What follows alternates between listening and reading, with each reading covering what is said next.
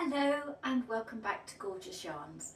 I'm Caroline and I own and run this natural dye company based in the west of Cornwall. Today I'm going to show you how to use the dye bath that you've created to dye the yarn that you have already scoured and mordanted. If you remember, I used rhubarb root and I used 75 grams per 100 grams to dye. I've actually got a bad shoulder, so rather than lifting the pan and tipping it, I'm going to do it with a jug bit by bit, so bear with me.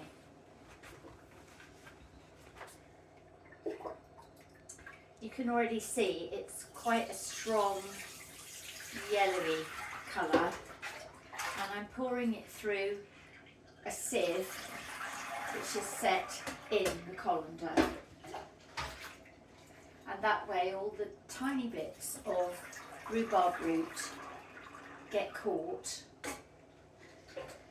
and you can reuse those to get more colour. It'll be paler than the first dye bath, but you can still use them.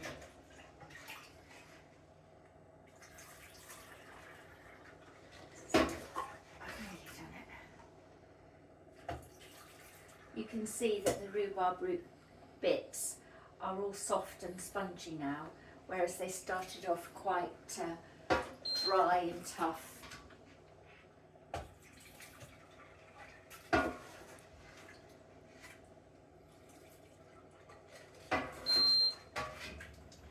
That's just my hob making that noise. There we are.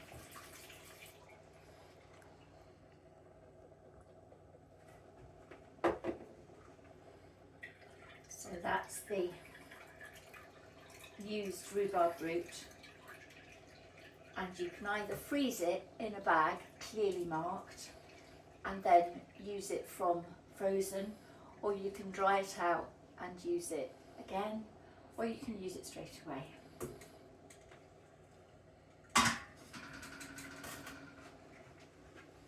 And then I've got here the Blue-Faced Leicester, which is from Coldharbour Mill.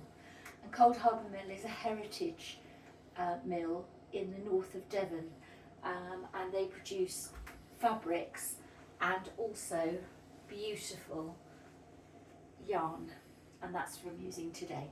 So it's already been soaked, and then I just gently lower it into the pan. No heat yet.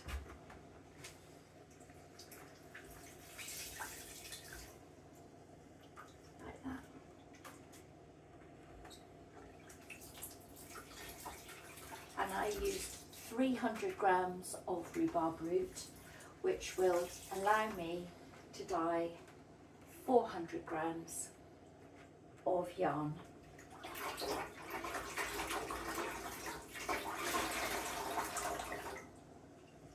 Okay. And you can already see it's going this dark golden mustard colour. Which is really beautiful. Lots of natural dyes give yellow, and yellow is always a useful colour because you can add other colour to it. So you can add green from Saxon blue, woad or indigo. You can add blue from Saxon blue, woad or indigo to create green.